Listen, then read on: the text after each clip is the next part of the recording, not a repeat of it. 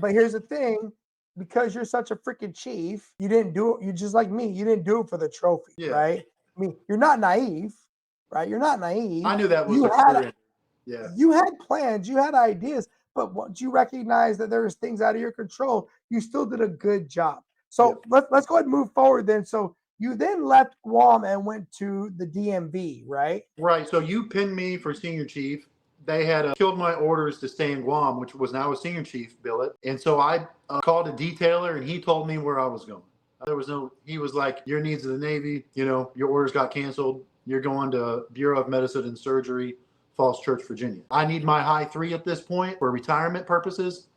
For E8. So I said, sweet, let's do it. I'll go to the DMV. Got to BUMED. The moment I get there, there's problems.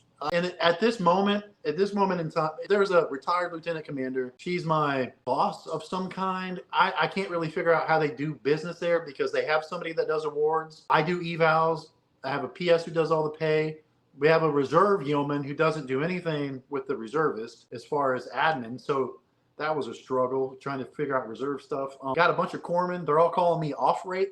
So that kind of threw me for a loop. I'm like, nah, man, I'm a senior chief. I'm not an off rate. I'm not blending well with these dudes. And then they're doing COVID, but I'm the only one coming to work. They're all doing port and starboard, and I'm doing port and port and port because admin has to keep running. And I overlooked something, and this lady started yelling at me. Do you even want to be here? So I slammed the door, got in her face, and said, no, I don't want to effing be here. I never wanted to be here. I'm supposed to be on an island somewhere. So so there I am with the Force Master Chief. He's like, what are you doing, man? And I'm like, she's screaming at me.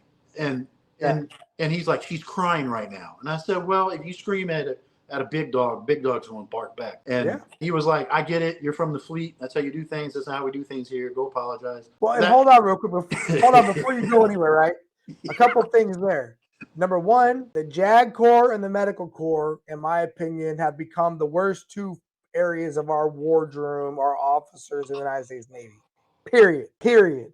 I will tell you, as at my professional opinion, after all of my years and doing what I did, the JAGs and the Medical Corps are freaking just out to lunch, bro. They are the worst at that woke crap. They're the worst at playing politics. They're the worst at that, all of that.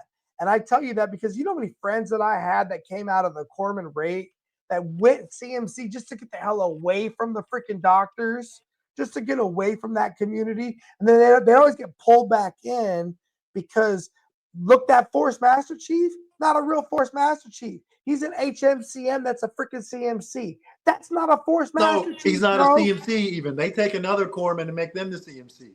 Yeah, you're the king freaking corpsman. You're not a freaking no. They get CMC pay, but they don't do any CMC work. It's not the same, right? No. It's not. It's like a collateral duty senior enlisted leader. And so you guys are just as much of a part of the problem as those freaking, and the problem with those officers is that they're barely half an officer because they went to all these years of college, legal school and medical school. They come right in as like lieutenants or something. Yeah, they go to DMV Naples. Very few of them go to a ship. Yeah.